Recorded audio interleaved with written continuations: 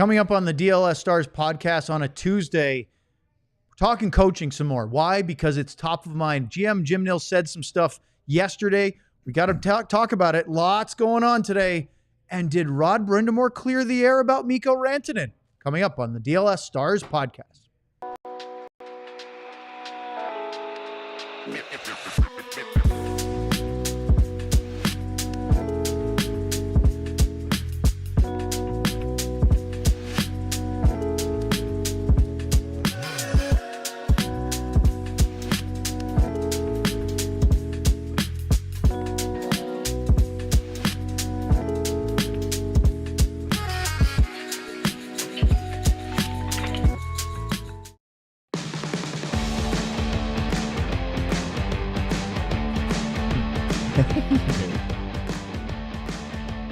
This is the DLS Stars podcast. Our Stanley Cup playoff coverage is brought to you by Bud Light. Bud Light, easy to drink, easy to enjoy. Enjoy responsibly. And by Happiest Hour, your home base and the best place to catch the Stanley Cup final. Just steps away from the AAC, the ultimate spot with 50-plus beers and 40-plus TVs for all the big moments every single game day. Happiest Hour, your favorite spot for the Stanley Cup final. And before we say hello to all of our panel today, let's talk about the Ball Knower bonus as we go on to Game 3 of the NBA Finals and Game 4 of the Stanley Cup Finals. That's right. Here's how it works. You can win a gift card to the All-City merch store if you make your pick correctly. First, pick a winner. Let's start with tomorrow's Game 3 of the NBA Finals or Thursday's Game 4 of the Stanley Cup Final. Make a purchase at our store. At least $25 or more. If your pick wins, you'll win a gift card for the same amount as the original order. The most important thing, though, is you must click on our link in the chat of this YouTube broadcast or in the show YouTube description to bet and get your gift card. So if you pick who wins that game, like Florida last night, or maybe it was Oklahoma City in Game 2, who's going to win Game 3 in Indianapolis, that is the Ball Knower bonus. And now we welcome in the panel. Today, we have Craig Ludwig, Sam Nestler's back in studio, and of course, Sean Shapiro joins us today, live from Parts Unknown, Michigan. And our producer, Elijah, is back for his second day, which means he did not quit after his first day as our lead producer. Can we do that again? These two bozos. We had there was something that we missed. There was something. What did we miss? Well, Sean, hold on. Pause. Sean, pause. Oh, we blew right by it. George Costanza has joined the show. Yeah, who's that? Seinfeld? Oh, my God. I have not seen Seinfeld. Okay, Sam. Is this things before? happen? Things happen to George all the time. Oh. So I figured this is your That's now perfect. your nickname. I was wondering why he was so angry that we weren't looking at the screen. Sean, can you let him know who George Costanza is? He doesn't know who George Costanza is. You guys act surprised when I don't know who Such people a are, young but boy. like we've done this song, we've danced this dance. This is worse than Lud's not watching movies. Thank you. He's Sam. I know it feels like it, but you're only like 2 years younger than me, right? You're Yeah. not that No, I much just younger never than watched. me. No age reasoning. I just never watched the show. Which one is he? Is he the fat short guy? Oh, My God. Yes. This Is he? The little chef, The bald head? Yeah. Okay. the Yeah. next George. time you're stuck in the wrong He's city in. for 5 He's in hours, Shallow Hal. you need to. Yes, he is with the toe. You You need You to also watch Seinfeld. Okay. Fair. Please. you grew up in New Jersey. That's a good point. Don't Like- hold it like- against me. I did too. I don't know how you existed. I don't know how you existed in Okay, a world so hang on. growing up where Does- no one knew what this show was. Like, Okay, how? so you guys are I watched talking. Everybody Loves Raymond. Sean, I don't know the connection with New Jersey. They live in New York, so is that just because you're saying it's close, or Tri-state No, area. I Okay. grew up there. I grew up Okay. there, and so like we're in the same age group, so it was a talking point for like if you ever had any point of conversation with I another didn't talk to person. anybody. yeah, Well, quick. see that I this mean- all answers a lot. I of didn't my have a lot of questions. friends that played a lot of video This games. is- You know. This is, I mean, By the way, I'm- I feel the same way. I'm just letting Sean channel Yeah. the anger because I feel like if I gang up on Sam too, he's just going to wilt in I his watched chair. Friends. I watched Everybody Loves Raymond. I watched King of Queens. I know all the other ones. I did not watch Seinfeld. Well, and that's Luddy's You- favorite too. Yeah. so you Sorry, turn the TV. You turn the TV. Those a lot of those shows were on at the same time, so you just strategically turn the TV Yeah, off. I turned it off after when that those one ended? came on. 9 o'clock. It was past his bedtime. Yeah, I had to go to Yeah, bed. had to go to bed. That's all it was. All right, let's get into today's show because we have a lot going on, and poor Sam now feels worse about himself. Just And we haven't even gotten into the segment topic. Stars GM Jim Nill, who did a huge press conference on Friday as he announced the firing of Pete DeBoer, hopped on with the radio flagship of the Stars. That's The Ticket in Dallas, Sports Radio 96.7 and 1310. I can't believe I stumbled. I did it for 10 years. Anyway, he had some things to say with That explains why you don't have a job anymore. That's right. Yeah, they definitely. So he was on the Hardline with Bob Corby and Dave yesterday, and I clipped a couple of his answers because I wanted you guys to react to things that he said. And I started with what he was asked about firing DeBoer, whether or not to stand pat or do it. And listen to this clip from Jim because I thought this was very interesting. I wouldn't make this change unless I thought it had to be done. I consider myself pretty common sense, and I like to evaluate and not judge things. But in the end, it's what's right for the team, and this was just something that had to be done. Do you feel you're taking a big risk, or not? No, I'd say no because I feel there would be more risk if we would have stayed status quo. So the answer to that is a no. I think once again, it's what had to be done if we're going to move forward for next year. That's the part right there. Yep. That was Bob Sturm's voice in between asking the follow-up question. And I left that in there because, Sam, the status quo, keeping Pete, was more of a risk than changing. That says a lot. Yeah, and I like that you use status quo because that's what the word Pete used to call out Jake for the status quo not being good enough. No, I think the thing that comes up in my mind with that is that Jim talked in, I think it was in the original, once they did fire Pete on Friday, he said that this was different. It wasn't that he didn't believe in the coach. He was using past examples of Ruff and Hitchcock and saying he didn't believe in a coach anymore or the timing wasn't right. This is different. Tell me that doesn't sound like you don't believe in a coach anymore. If you're saying the risk is higher to stick with the guy, that to me says we don't believe that he can get the job done here. So it's kind of contradicting a little bit, but I think that that's a really pretty obvious way of saying that we didn't think giving Pete one more shot at this was worth it. We thought it would be a bigger risk and hindrance to our organization. What he's basically saying is you're losing the team. You're losing players. Yeah. And more than likely it's important players. If it were me, they'd care less if they lose me. But I'm just using again, it's the players that you count on to win you hockey games, and it could be your goaltender. More than likely, I doubt it was the goaltender as much, but that obviously that had something to do with it. But I think Sean, I don't know if you heard all the glowing interviews that they played here from the exit interviews with Jamie and Tyler, and I'm like, that's too glowing. There's just, to me, right away, there was too much throwing flowers and all this other kind of stuff, and sometimes you just got to go, okay, that ain't all what it is. And I think those are the kind of guys we're talking about. It could be the leadership group. It could be Robo. It could be who's all in that. Miro. I don't know. I don't know if the Finns would ever say anything bad about anybody. But the bottom line is he's worried about losing. He's worried about losing his core. I don't think Rantanen. Right, I don't think he hasn't been here long enough to even do that. But I think he would be honest with things. This goes back. I agree. It carries back to the last 3 years, don't you think, Sean? This is not just about this year alone. Yeah, it's not. It's the other thing that it comes to with Pete, and it's the same reason that his shelf life's been what it is there is the accountability and responsibility. How many times when there is something, and we're not privy to the conversations that happen inside those walls, but how many times publicly do we see when something bad happens, the blame gets shed somewhere else? Somebody brought up to me the $100,000 fine the Stars got for practicing in the middle of the season, right? That was one of those where it's like $100,000, whatever, not a big deal for a multi-billion-dollar corporation, whatever they are now.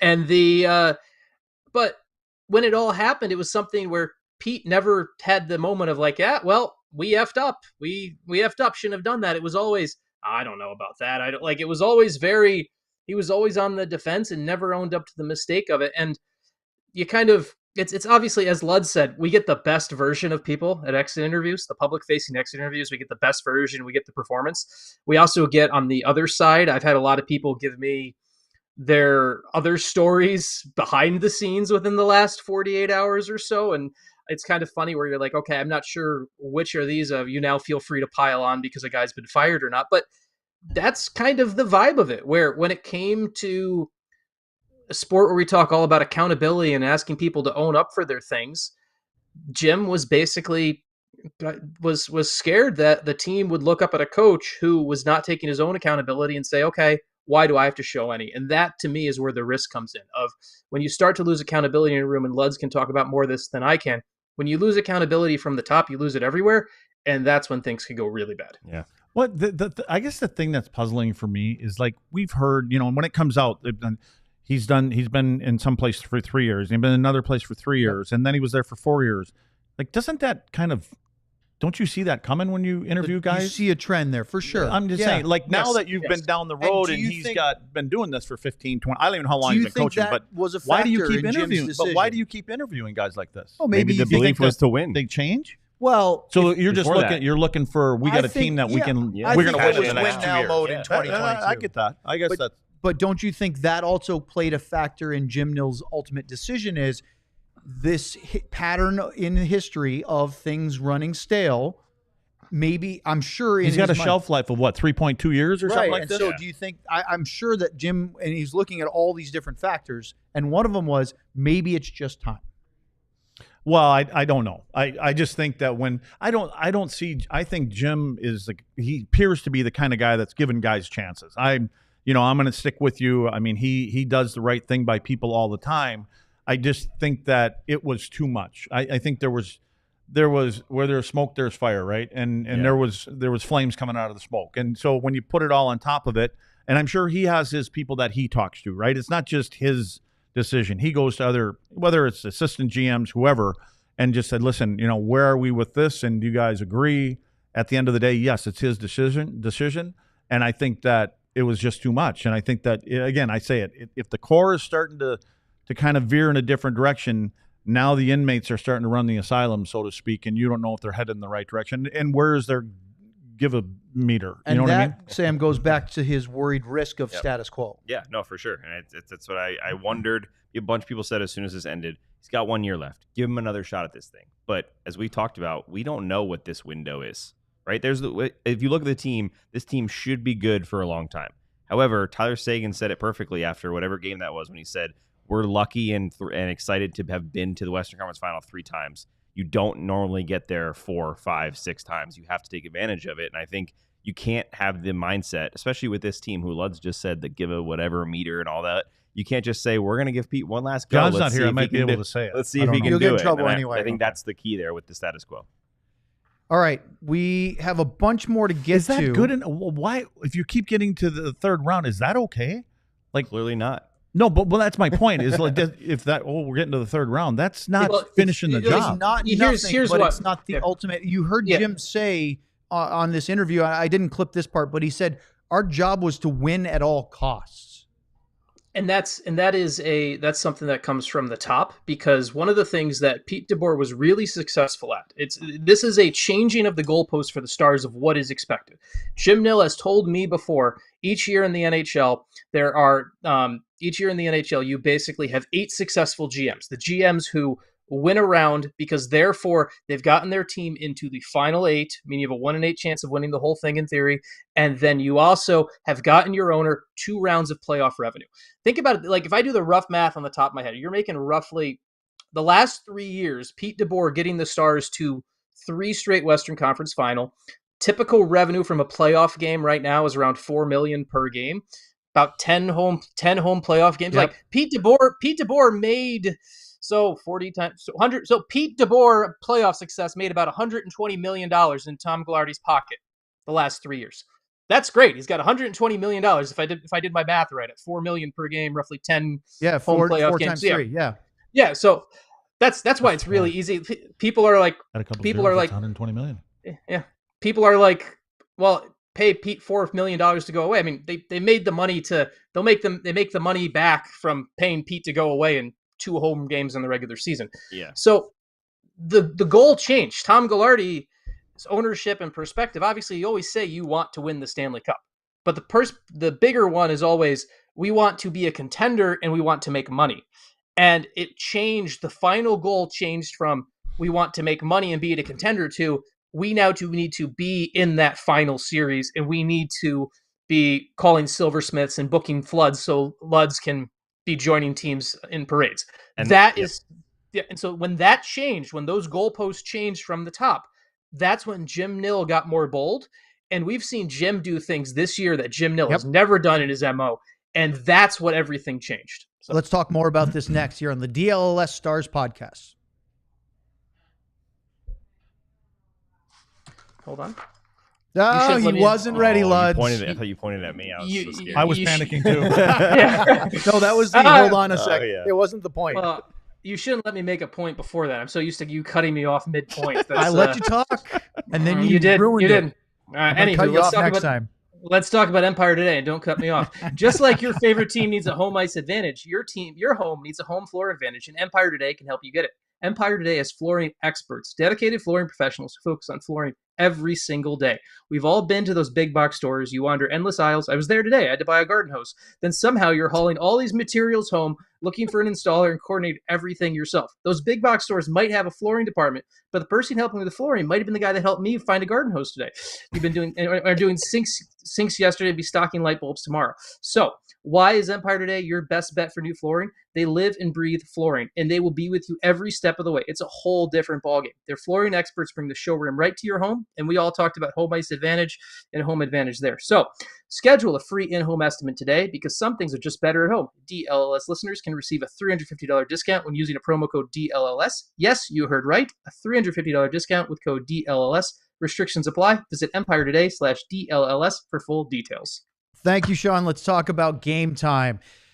It is that time of year again. It's time to start planning your trips for the summer and the fall, including, do you want to go to an NFL game or two? Do you want to do it at home, or do you want to go with your team on the road? Game Time is the perfect way, now that those schedules are out for the NFL, to get tickets for your favorite football games faster, easier, exclusive discounts, and great seats as low as $100. Take the guesswork out of buying tickets with Game Time Picks. Download the Game Time app, create an account, and use the code DLLS for $20 your first purchase. Terms apply. Again, create an account and redeem the code DLLS for $20 off. Luds, what time is it? It's game time. Ooh. Hoorah. Perfect. All right, guys, let's play a little bit more Jim Nill. This was, I think, one of the most interesting things he said in his whole visit with the Hardline yesterday on the ticket about his hiring timetable. Take a listen. Yeah, the timetable, I've talked about, I got some internal candidates that I'm going to talk about, that I wanted to read, to interview, I should say. Neil Graham is one of the potential candidates. They just lost out last night. They're flying right now. They're on their flying way back to Austin. They got to do exit interviews and that, so I'll have to sit down with him. We've got a list of coaches I'm talking to right now, starting to work on interviews for them. So, I'm not in a rush, and I guess I'll explain that. Every other team has a coach taken care of. I know I'm not competing against any other teams right now. In the past, usually you go in this process and there's 4 teams without a coach, and we're all chasing. There's only so many chairs, and there might be 3 coaches for 4 teams, and now you're like, ooh, what do you get this done? We're a good team. We're a great destination. I'm going to take my time and work through the people that are available and try to make the best decision that's best for the Dallas Stars moving forward. Sean, I'm going to start with you this time. That was one of the most interesting things that I heard from Jim Nill yesterday, because there are no other openings right now, meaning he's not worried that if he's not fast in his process, that he might lose his number one candidate to another NHL head coaching job. That is very unique, because there have been 8 coaching changes since the season ended. This will be the 9th, but there's no competition, presuming that the guy that he would have ultimately chosen wasn't one of those 8 already hired. Yeah, and I think the only real natural timeline for the Stars on this is probably July 1, realistically, where you'd like to, when it comes to player recruitment and whatever you want to do and get things done, it would be nice to have a coach in place so you can kind of present a plan to any free agent you want to talk to, or any move you want to make for July 1st. So I think that's really, so you're looking at a 20-something day timeline, which is a really long time when this is not all your focus on, but this is your main focus. So it makes a ton of sense. You take your time to do it. It allows you to make sure you can watch through the end of the finals of the Stanley Cup final, through the end of the Calder Cup finals. If you're going to go look at that route, you can look at options where how things end everywhere. You can maybe post up at in Denver, Colorado for 3 days and try to woo David Carl for a little bit. Like, you have all of these opportunities now to take the time to put all of this in play that you really wouldn't, because no one else is going to come in with another NHL team's leverage where it's going to be like, I'm going to go take, like, when the Stars hired Jim Montgomery picked the Stars over the New York Rangers. He had offers from both, and he picked the Stars over the Rangers. But having to offer, and I don't know who made the first offer, the Rangers or the Stars, but getting one offer definitely led the other to offer quicker. So that's kind of an example of how things can play out. And this time, if you're Jim, you let things play out, you figure it out. You kind of give yourself that, hey, June 26th, 27th, you'd like to maybe it'd be nice to have them there in the war room for the draft, even though that's not a big deal. And then you get it done before then. But take your time, get the right hire, and you have the best job available. It's not that it's the only job right now. It's the best job anyone's made available this season.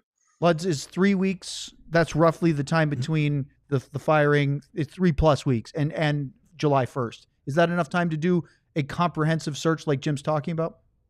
Yeah, but I believe they already know. They have it nailed down to 2. You think they have I think so. Their short list? I think they do. Yeah, I think most of them do. I mean, the other side of this is, well, there's already 8 coaches gone. So, yeah, maybe a couple good ones in there would be. I mean, there was a guy that used to coach in Chicago that I know got cleared, and he's I think he would be at top of my list, as long as he's cool with everybody saying what happened there. But, yeah, I'm pretty sure that they probably have a guy. I mean, we've heard a couple names just mentioned quite a bit. It comes right out of their mouths. So I'm thinking, okay, what other guy might pop up here? I mean, I don't think that the dude coaching the Florida Panthers is going to pop up, and I don't think the dude coaching Edmonton is going to pop up. Probably not. So, okay, I'm glad you brought that up. Here's the last clip I have of Jim Nill. He says he's going to be open-minded about who he's looking for. Well, I'm being very open-minded. Like I said, there is some up-and-coming guys. They got some, we got some new breeds of players. These players are younger in that, and developing those players. And, that's Neil's been in that, that's what he's doing right now. He's down in those minor leagues, and he's dealing with those type of players. So, like I said, there's different styles, there's different coaches, there are different ways to coach. I enjoy this process. I'm going to go. I want to meet with all these guys. I want to see what their ideas are, and it's a great chance to just see who are the new minds out there, the new guys that have potential to be the next up and coming coaches. I love that he just keeps harping on new and up and coming and fresh. He's using the terms that I think we all want to see. Yeah. Right. And I was really worried as soon as this happened and we did our emergency pod that there's a reactionary we're in win now mode. Let's bring in someone who's been here and has the experience. And I don't think that's the right way to do it. So I'm really happy the way they're looking. It also kind of narrows it down in your mind a little bit of the Grahams, the Carls. Well, it does and it doesn't, because there was another comment that Jim made where he says, we'll look at those guys, but if that guy isn't there, I know I have experienced guys out there as well. So he could always change his tune, and that's why I like that. But Sean, you have some fairly new reporting to share with us about one of the possible candidates. Yeah, we've been talking a lot about Neil Graham, and this is something that I was texting with someone from the coaching profession about this and where things are going and might go and everything. And this is as of 20 minutes ago. One of the things with Neil Graham that comes into play is it feels very much, and this is the pressure. We talked about pressures and things. It feels like Neil Graham is going to be on an NHL bench next year, whether it's in Dallas or not. And I'm not saying as a head coach. I know for a fact that there have been some NHL teams have sniffed around and knocked on the door because they're interested in bringing Neil potentially in to interview to be an assistant with their team and work on the power play specifically. That is where there's other NHL teams that see the work that Texas has done, what he's done with Texas development, and specifically potentially bring him to their bench to be an assistant, run the power play, do that. So obviously, if Neil Graham is interviewing with Dallas and he's interviewing for a head job, that's the best possible opportunity. Jim Nill also has a pretty open door policy that he's applied before when it comes to if you can find a better opportunity somewhere else, he's going to let you go seek it out. And that's something that it's a pretty blanket policy Nill has used, and I respect him for it and everything like that.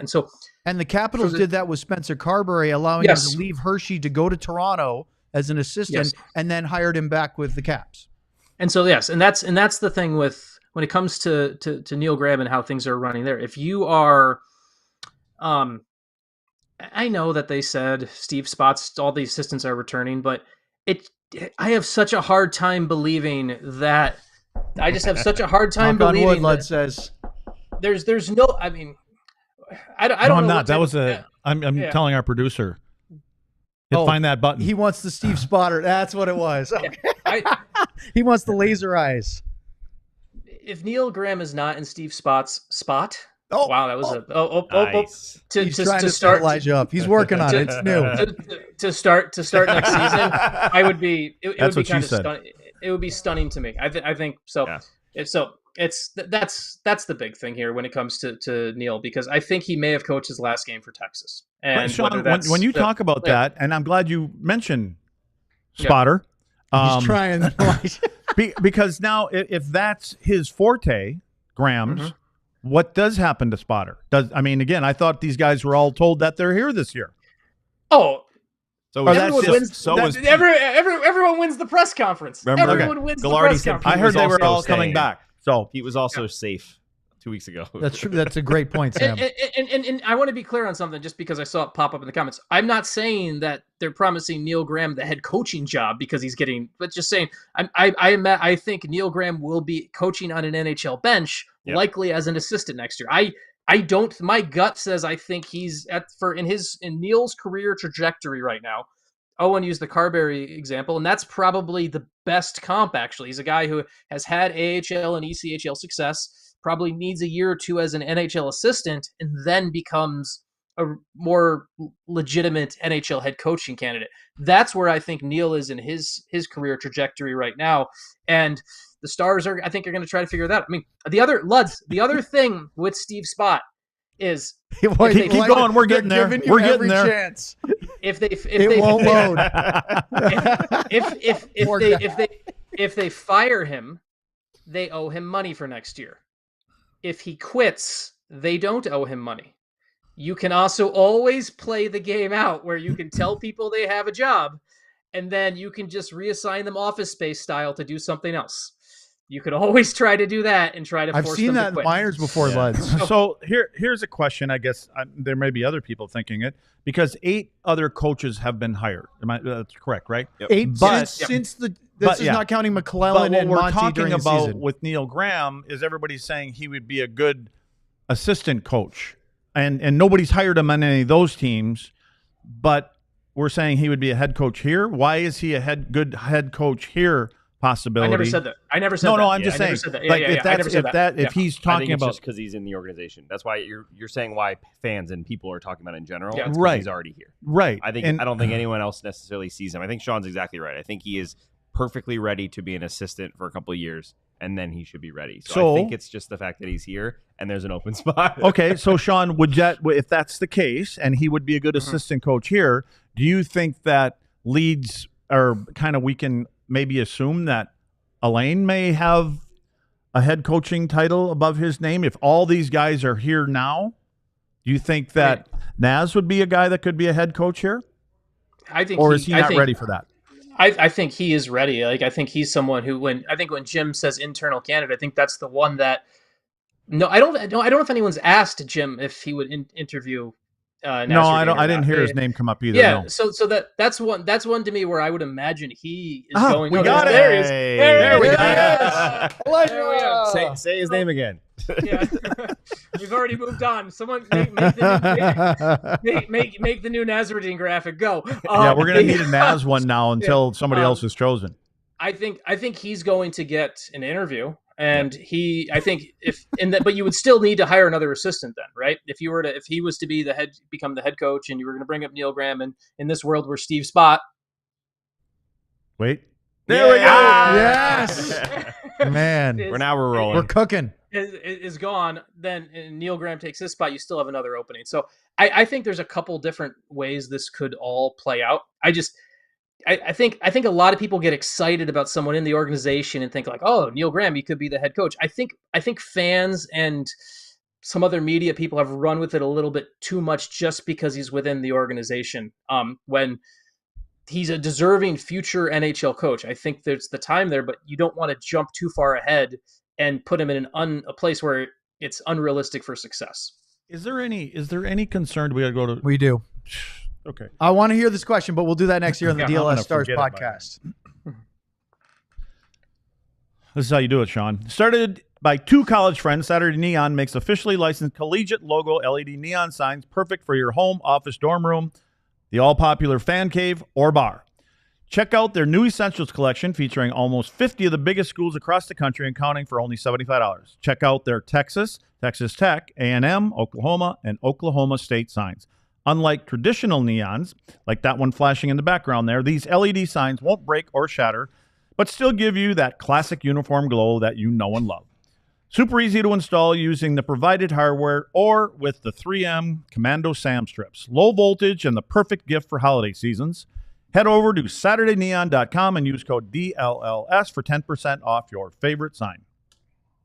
Thank you, Craig Ludwig. Oh, you're welcome, Sam. Boy, you flew through that. Yes. That was in the high gear. Now let's take 90 seconds to talk about our friends at Wendy's. Let's do it. There's a lot to talk about here. Yes, Wendy's, Frosties. Are you saying you got to fill the 2 minutes now? now? I will say, you know what? Because I can speak in sentences? Yeah, before I get into the read, I will say that my surgery and further complications with my appendix earlier in the year resulted in many Wendy's Frosties. So you're saying that was a silver lining? It was a silver lining. Katie said every time I went to the hospital, I got Wendy's. So I just kept going back to the hospital. You're probably the reason that we have them as a sponsor Yes, now. exactly. Okay. If you love Wendy's classic Frosty flavors, we have big news because there are all new Frosty Swirl and Frosty Fusion flavors you can get in either chocolate or vanilla. Same creamy treat you always love, now with a flavor refresh. We got Frosty Swirl strawberry, brownie batter, and caramel, or as Owen likes to say, caramel. Then we've got the thoroughly blended and mixed Frosty Fusions, Oreo brownie, caramel crunch, Pop-Tarts, strawberry. I say caramel. Not to mention that you could still get it in the classic vanilla and chocolate. Whatever flavor you're craving, odds are we've got a Frosty for it. So clock in for a sweet treat anytime, including midnight or later with Wendy's all-new Frosty flavors. A refresh on a classic? Gotta be Wendy's. At participating U.S. Wendy's, hours may vary by location. All right. I was going to bring up the Rod Brindamore stuff, but I like where this conversation is going, so I want to push that to tomorrow, and I want to ask, because I'm sure Luds doesn't remember what his question was. Luds did have a question, though, so we should at least give him the question to ask it. Do you remember It'll it? come back to me. Okay. So what were we talking about? We're talking about coaching. Coaching and power plays. So and now with Wendy's. all this, you mentioned Neil Graham, you talk about the timetable, what Jim's looking for. I want to get into a longer conversation in this segment about David Carl, because I said this yesterday. I believe that Jim Montgomery not only was the hire that Jim Nill was looking for when he hired him in 2018, but it's been vindicated by what he's done in the two stops since as head coach of Boston and now St. Louis. And I think Jim Nill sees that and goes, that's the guy I want. Now, he can't have him because he had to fire him for other things, not on the ice. So, is David Carl the next Jim Montgomery? I don't know if he's exactly the next Jim Montgomery, but he is the next NHL coach. He will be an NHL head coach soon, sooner than later, obviously. And then I think he is the guy. Like, he is, if you're looking for that hire, when Jim was talking about in his press conference about, we could go with someone younger, and that's why we have some veterans assistants and everything like that. It felt very much to me like they were setting up the way John Cooper was hired in Tampa. And ironically enough, the same guy was the assistant in both places to help bring that guy on board, and Rick Bowness. Rick Bowness was the coach and was the assistant in Tampa to help John Cooper off the ground. And obviously that relationship didn't go as swimmingly as some did, but early on it was good. And then Bones was here in Dallas with Jim Montgomery to help him get it all figured out as he made the jump to from college to the NHL. To me, David Carl is this team has been, Lud's mentioned, like, why do we worry about the cycles of coaches? These guys have shelf lives, everything like that. Well, every NHL coach seems to have a shelf life right now. They get flipped over and over and over and over again. The Stars are one of the teams that have been stuck in that cycle. Your captain's played for what, 6 coaches now? 6, 7 coaches?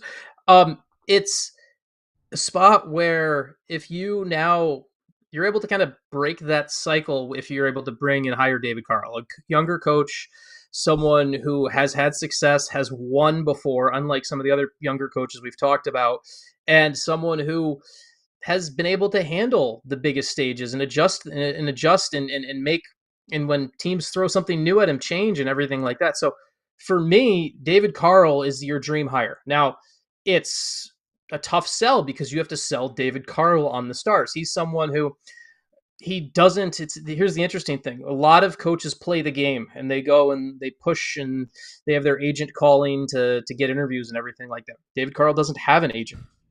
David Carl, every interview he's taken so far has been him, NHL teams reaching directly out to him and him taking their calls, and that's it. And so he was with Chicago. He was considered the favorite for the Blackhawks job before he pulled his name out of there and got the extension at Denver. And I know and then now he said I listened to something with him the other day where he said he sees himself at Denver for the foreseeable future. But that statement was before the Dallas Stars job was open. And for me, if I'm Jim Nill and Tom Gaglardi, I'm on a flight to Denver right now and asking, how does your foreseeable future change if I put a 5-year contract in front of you with multi-million dollars to coach a team that can win Stanley Cups? They should send me to Denver to go talk to him. I've been there. You're very well versed in getting to Denver. It's the other places. I would be worried about that. Would be the one time your flight wouldn't make it to Denver, so. You know what? I think, Sean, I think you're exactly right. And I think the key that I see with this hire is for any nowadays with NHL players, with how they are, they're a little more, I'm not going to call them soft because I know Luds wants me to, but they're a little different, right? Different handling players than it was 10 years ago and obviously 20 years ago. You need to have a little bit of that communication, which is Neil Graham's specialty, right? Yep. So you need that aspect, but you also need, and I said this on our emergency show Friday, you need to have a little bit of fear of your coach, your head coach specifically, I think. Luds and I were talking about some bad shifts and some bad changes. I'm glad you enunciated in the playoffs. And I think that Thank you, Sean. You come back and you have a bad change and you don't have the fear of your coach reaming you for it. It's pretty easy to allow that cycle to come in, those behaviors to come in. So I think the big thing for Dallas is to have communication, and this doesn't have to be the same player. This can be an assistant or same coach. This could be an assistant that's really good at communicating, the head coach that's kind of a hard ass on him. The key with Carl, winning. That's all it, he has right done. there. All he has done is won. He brings his teams to the Frozen Four every year. He made Denver the not obviously not all him, but him and Monty pretty much by themselves made Denver the winningest college program in history. They win big games. They, no matter what, they're not even ranked during the regular season. They come in, they play the top seed in the first round, they win 3 games, and they get themselves to the final. That winning culture is the extra part I think Dallas needs now on top of the 2 things I said. And Luds, to me, that's the most important part because there are plenty of coaches, and Pete DeBoer is one of them, who can win games and have winning seasons. But championship pedigree is a hot commodity. And I think for the Dallas Stars, having a coach that has championships in his belt, doesn't have to be in the NHL and the Stanley Cup playoffs, but at other stops along the path, to me, that's what you're looking for. That's why you mentioned Quenneville. You're looking for somebody that can get... an NHL coach. Right. This whole college stuff, I get it. And yeah, he's the shiny penny right now. I know that Hack won some championship. Hackstall. Yep. I know that Brad Berry won some championship. Couldn't coach in the NHL. I look at a guy, and maybe you got to be in the right place at the right time, right? And I get it, the generation, and I'm the first guy to say I like the junior coaches, I mean, nothing against college coaches, because they are dealing with these players. Yeah. They're dealing with this age demographic. They understand what makes them tick. The thing about the college coaches, they're not just there for Friday and Saturday. They have to keep an eye on these guys all week long. Yep. They're in college. I can write a book. You can attest about this, write a book. Yes. But let's talk about Spencer Carberry. Please. Okay. Had a great year as a first-year coach, right? Gets this award, and he's the Jack dude. Adams winner, yep. He's the dude and all this other kind of stuff, and they bow out in the first round. So does that mean that he didn't make some changes? I just think if you get a seasoned guy, and that doesn't mean a 20-year guy, if you had somebody that had some experience in there, which 8 of them might be gone right now. I don't know if there's any of these guys out there. And the only thing about when we talk about Carl, and Sean, I mentioned this to you, and you're the one actually I think told me, but the only thing that I'm not saying David Carl is not going to be here. That's not what I'm saying, or anywhere. Is the line that he said that he used, and it could be because Chicago was not the ideal situation for a whole bunch of different reasons, is he said that there were a lot of the recruits that he helped recruit that were not going to go to that school, and he felt like he was leaving them down. And I believe, and I guess I believe that. I don't even know him. I believe if you make that statement, now to go back on that after a month again, that I think would be hard. It'd be hard for me personally if I said that, knowing that there's this job that's available, maybe in this one or another NHL team, that I guess apparently we think that the Stars are going to win the Stanley Cup next year with the same team. I'm a little different. That's what right you're now hearing with from Jim. Okay. Well, I thought we had a really good team this year, but we found the holes. So let's fill a couple of the holes. But anyway, forget all that. That's the only part that I get hung up on is and again, I don't know the guy, but when you make that kind of comment and now you're gonna let him down. Yeah. It's not just saying like, I like this program, I want to stay here. Exactly. And it's not I don't know if it's about the money, Sean, all that other kind of stuff. I have no idea. But that's the only thing that I think when you're dealing with college kids and you're in a program like they are there, that means something. That's the only thing for me. Sean, your response. He's going to leave at some point. There's going to be a kid. There's at some point in his year after you made that comment. Now, don't leave when you just said it a month ago. Yeah, I know, but at some point he's going to leave, right? He's going to leave at some point. He's going to leave at some point, and there's going to be a recruit in his life that he is going to disappoint. That's the reality. But he's worried about. He said it about the ones that are coming this year. You know what? He's never going to coach another college game if he leaves. Like I hate to be brash about it. He's not making that comment at the end of this year. He can leave next year without making that comment. Yeah, but he's not getting there's not a better job opportunity that's going to open up next year. You know the ratio of coaches getting fired, right? You don't think there's going to be 8 available jobs coming up in 4 months from now? Please. I think there probably will be, but is there going to be one where the team that has 5 sub-28-year-old players signed for the next 5 years or more have gone to 3 Western Conference Finals? Yeah, and I'll just go back on how did they do again this year. And that's fine. I'm just my point is, I'm not saying the Stars are going to win the Stanley Cup. I'm not even. I'm the guy that picked Edmonton in 4. Let's be clear on this. True. The where I'm going with this is there's not a better job that's going to open up. If he's going to leave for a job, he's going to go for, like, if you want to go to a rebuild, if you want to go. Let me give you the list real quick. Yeah. New York Rangers. Right. These are the teams that hired after the season ended. New York Rangers, Anaheim Ducks, Philadelphia Flyers, Vancouver Canucks, Chicago Blackhawks, Seattle Kraken, Pittsburgh Penguins, Boston Bruins. Dallas is in a better situation than all 8 of those teams right now. That's your point, correct? And there may be a coach next year that's won back-to-back cups that may be looking for a new spot too. You think? I'm just saying. Like he's done what he needs to do in Florida? Possibly. I'm not talking about this guy. Which I'm guy? talking about a different guy. A different guy that won back-to-back cups. Maybe. You know, there's 2 coaches there in Florida that have won back-to-back cups. Yeah, well. Yeah, but there was conversation about him going to Utah, I believe, was the rumor. Got a year left. Yeah, one more year to go. He's been there since 2013. Man, 22 or 12 years. I mean, now, if you had that option, would you take it? If he was available now? Or next year? How could you say? Well, okay. Let's just say that'd be a tough hedge for next year. But if he was available You're keeping now, everybody here anyways. Like we're keeping everybody here. But that's speculating. You don't know for sure. Well, I don't know. That's what apparently was said. Right? All the coaches are staying here. Are you talking about Cooper? No idea what we're talking about here. Oh, George is back. I was like, I thought I was on the right train, but get them name tags back. Clearly, I got off in Newark instead of New York. You got to spin that hat around and give us the New York Yankees hat. Hartford Whalers. It's a better hat. There we go. Thank you. We'll do a segment at another point this summer because we could go through the coaches that we think will be fired next, because there will be next season. There will be more. I don't think there'll be any other changes this year, but the Stars one may be the biggest surprise because we weren't sure, but there will be others. But I think Sean's absolutely right. I think the opportunity to take the job where the team is in a mode where they can be a contender and are a contender, not a team that's rebuilding, is a huge difference. Dealing with because chaos. To your point, Sean, Carl or other coaches like that are usually given an opportunity to try to lift a team out of the ashes. And then and every what's the saying goes, every man has a price too. So I know there's a moral thought of, hey, these kids committed here or whatever, and I get that, but if you're offered 2-3 times X your salary to go to an NHL team, you get a 5-year deal.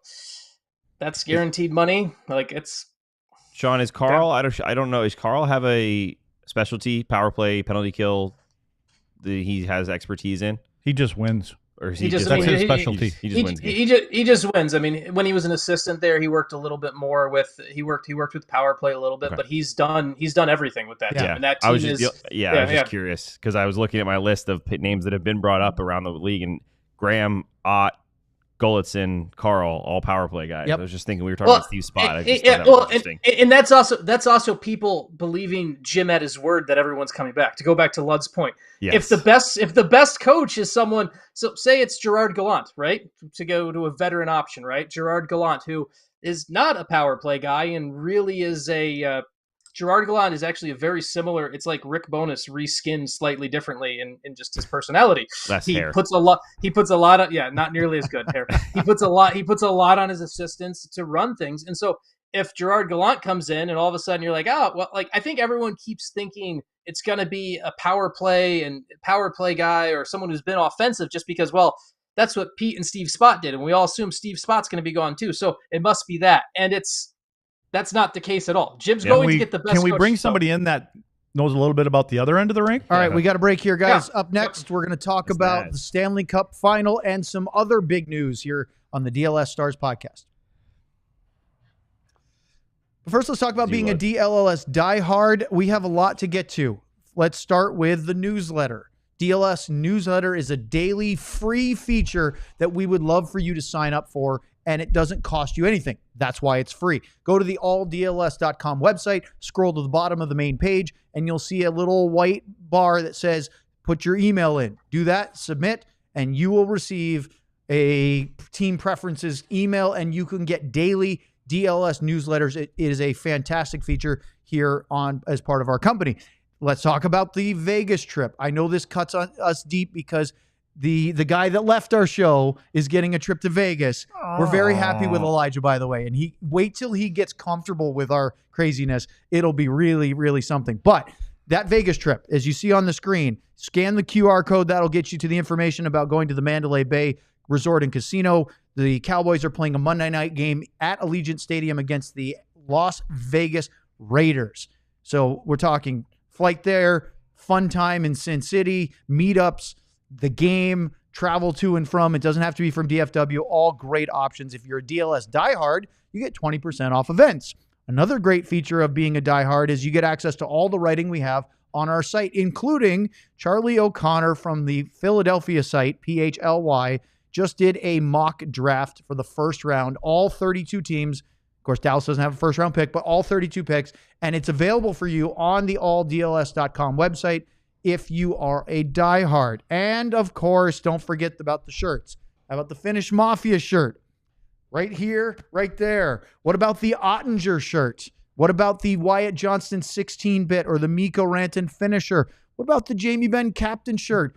Or even the Moose? That's just some of the great options, whether it's Stars, Cowboys, Rangers, Mavs, or just DLS in general. We've got great DLS flag shirts, all sorts of things. You get a free shirt signing up for a diehard. There's the Otter shirt right there to be worn at a show near you soon. Just see the little Otter's eyes. And you get a free shirt with your first year of annual subscription and 20% off merch. Flip it over. Spin it. There you go. Look, there's more.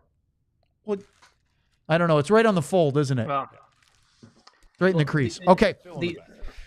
Let's talk about... The only reason the Otter eyes could see is because he had a defenseman like Lud's clearing things out of his way. He boxed the actual out. Otter could not see. Oh, you're speaking Lud's language now. You know what? Before we get into this, I was just reading an interesting book on my flight today. It was talking about a guy named Craig Ludwig and blocking shots. And then I looked at the author and his name, Sean Shapiro. What? Come on. Yep. Didn't even know it. Reading a book about the Stars, and all of a sudden I look up. Were you sitting in Sean the Shapiro. first day rows where you get the free shots? Is that where you were? No, I was in the bathroom. Sim, let me tell you this.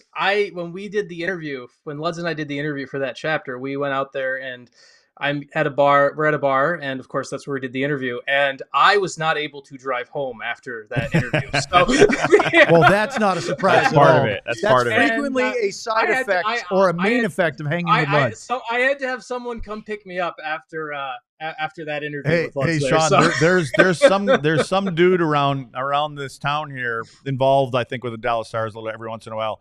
I think he's going into Hall of Fame apparently, and he spent the night in his car. I don't know I can't remember who that was. Let's talk about Game 3 last night.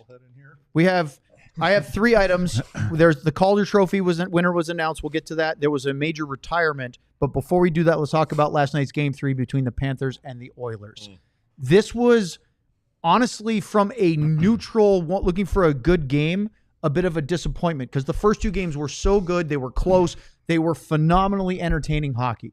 If you're cheering against the Oilers, then it was the result you wanted. But this was not as entertaining of a hockey game in the way that the first 2 games were. As Florida got to their game and the Oilers seemed to really lose the plot.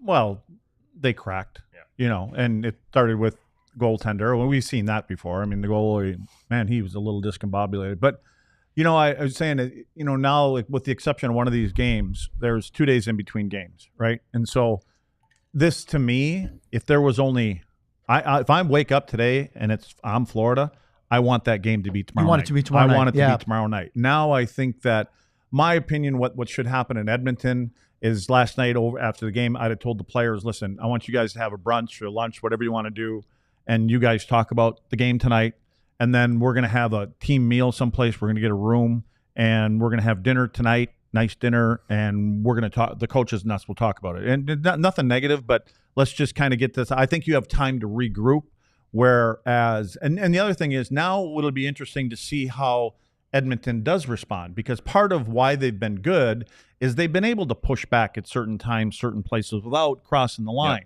Yep. They just lost their composure. I mean, at the end of the day, they look silly. It looked like a silly game. It looked. I think it was humiliating for the Oilers. I mean, you literally had players don't get humiliated. Florida does that to every team. That was the perfect. If you were to what does Florida do to get under people's skin? Just look at that game. Yeah. I mean, Wallman got fined $10,000 for spraying $5,000 for spraying a water bottle across the bench. That's losing your mind. But was it for that? Because it says roughing conduct. No, Matthew Tkachuk. Yeah, no, there's 2. Yeah. There's 2. Okay. Yeah. So there when was he punched Tkachuk a bunch of times, then when he had unsportsmanlike conduct, as well as the minor penalty, that was the water spraying. bottle. Okay, because the one about him punching Tkachuk where Klingberg has him in a hold, that's what the first part of it was. Yeah, he got 10,000. I mean, you're waking up as a Florida Panther going, we're under their skin now. I mean, that's where we are. Yeah. We're under their skin. See, Sam, I only read the first paragraph. I didn't read the second one. That's what most people do in my articles. The thing about that, Luds, is that last night by the Oilers was not the response that we were talking about wanting the Stars do for the hints, the slashes by Nurse and then by Bouchard. That was dirty, cheap, and it was not what you were looking for. It was, to me, there was nothing tough about what they did last night. I wouldn't be concerned, number one. Right. The Dallas Stars fall into that right there. Yes. But yeah, they lost their minds for a little bit, and then they got so deep into it they couldn't stop.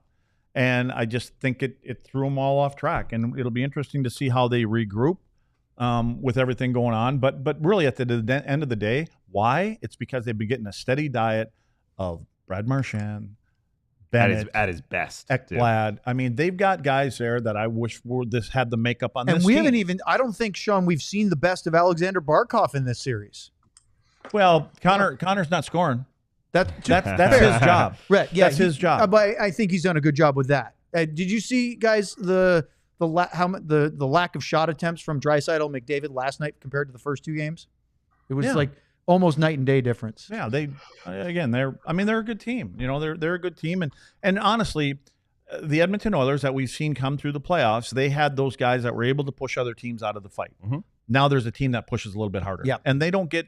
I think they've got a head coach back there that he is who he is, and I think behind the scenes he's probably pretty good with them. and he knows he's got veteran guys. You talk to veteran guys differently than you talk to young players, and they've been through a lot of things you don't even have to say. These guys have been through this. This is their third year now. Remember how in Game 5 you said you thought Pete showed a lack of composure, he lost his composure that on the he bench. hadn't been previously. Yeah. Well, after the game last night, Chris Knobloch, the Edmonton head coach, started whining or complaining. I don't know if I want to say whining, but complaining in the press conference about the too many men on the ice compared to the non-call in Game 2. Is that a distraction, or do you think he's losing it a little bit? He's throwing that out there. Right. He's just throwing that out there. Is he just trying to work the refs? This is for everybody else to hear. Yeah, Pete did that too in Game 2 or 3 or whatever in that series. But how about that? Was it Ekblad, the goal? That one-timer? The backhand. Yeah, that was a really nice But wait. Right there is the adjustment. So why did that happen? These are the adjustments I'm talking about. Same thing Edmonton did. Edmonton, we call it, with our team, they call it a T intersection. It's the way that they force on the PK. They come out to the middle and they force you to go down the wall, right? And then the second guy, he reloads to the middle of the ice. Yep. There's nobody on the far side. That's why that play happens, is because now, I don't know, remember who made that backhand pass? Reinhardt. Reinhardt is Great righty. pass. He gets that puck, and he knows that there's nobody over there because of the way they force. That whole side of the ice is empty. Ekblad just steps into that spot, and they did it Reinhardt the whole doesn't game. even look. Well, he doesn't have to. He space just is has to there. lay it in an area because there's no one there. That's an adjustment that they made after their second game. Yeah. Those are the little things that you do from game to game, round to round. And we didn't see a lot of that. That, again, I'm not going down that road. So we have to wait till Thursday for Game 4, which is too bad because I think they don't need 3 days without travel. And Lud said this yesterday. Between 4 and 5, there's only 1 day. So that probably favors the Oilers a little bit. But quickly, because we don't have enough time, Sean, Calder Trophy announced today. Lane Hutson from Montreal, overwhelmingly with 165 first-place votes, gets named over second-place Dustin Wolf, who was my pick from Calgary, and third-place Macklin Celebrini, who was overwhelmingly third. Actually, Michkov had more third-place votes. Celebrini had a lot more second. Do you like the order? Do you think that Hutson is the deserving Rookie of the Year? I think so. I mean, I would have probably voted for Wolf, but it would have been down to really close for me. So I'm fine with Hutson winning it. It would have been I would have gone Wolf slightly, but that's my slight goalie bias, and I also have a slight Western Conference bias. I think there's a lot of times we vote for Eastern Conference players get a bit of bias. So sometimes I actually have a bit of a Western Conference bias on purpose. So I would have voted for Wolf, but I don't have any issue with Hutson winning it. So I think Wolf wins it if Calgary makes playoffs. Ooh, yeah, maybe. Yeah, and honestly, probably. being a rookie goalie leading a team to the playoffs, especially one who was That picked team. to be not even close. Or if he's the goalie for a Canadian team that isn't in Alberta. That's very No, good. seriously, Very no, as well. just- What Montreal. does having a Rookie of the Year do for Montreal? Obviously, he's a good player. He's part of that way they played this year. I mean, again, for a defenseman to win that award, I mean, because, again, there's been things said and numbers put out there for a defenseman, typically 200, 250 games in that neighborhood before you learn how to play the position. He plays it with such he's Quinn Hughes-like. I mean, he's not there, but I mean, he controls the puck. He skates. He's got confidence. I believe. Where did he go? University of Wisconsin? Is he Wisconsin? No, I think so. No, I thought Hutson played at BU, didn't he? No, Hudson was Yes, BU. Hudson the two was Hudson BU. brothers. Yeah, BU, BU. Boston Boston University. Okay. Terriers. Yeah, So yeah. did His he other go brother's still all three, or just did he? How old is he? Did he come out after his first year? No, I think he played 3 because he's 24. Okay, then he might have played older. 3 or 4. He older, is I think. 21. Oh, yeah, And he okay. played 2 years Okay. after being at the National Development Pro Team for a couple of years. He played 2 years at Boston University. Yeah. So I mean, he does. Again, he's not your. Again, he's today's defenseman, right? That guy that can skate because he controls his own zone by His being older able brother is 23. to just skate the puck out of his own zone. He doesn't have to play a lot in front of his own net. Sean, you got 20 seconds. I have a yes/no question since I'm not on the show tomorrow. If I told you you could side Brad Marchand with the money, would you trade Jason Robertson for draft picks? Luds, yes or no? Yes. Yes. For the same money? You didn't ask me, but yes. For the same money? Yes. Yeah, you're going to trade Jason Robinson for picks, get the cap space, knowing you have a deal in place for Marchand at Because roughly he's getting $8 at million least for 3 years. 8. Yep. He's getting Yeah, at least 8. So at the end of it, are you saying what's the term on it? 3 years. 8 million, 3 years. and then you're trading Robertson for picks to open the space to do yeah. that. See, now you're adding something to that team that will drag some. Owen talks about some good. Do we have any of them guys? There's something in some of these guys. He'll drag those guys into the fight. Boy, you just dropped an interesting. We'll talk about tomorrow, and we'll talk about TJ Oshie being retired, announced officially. We'll talk about it tomorrow here on the DLS Stars podcast. Right here. Thanks for joining us. For Elijah, Sean, Luds, Sam, I'm Owen. See ya. We all silly like the mayor.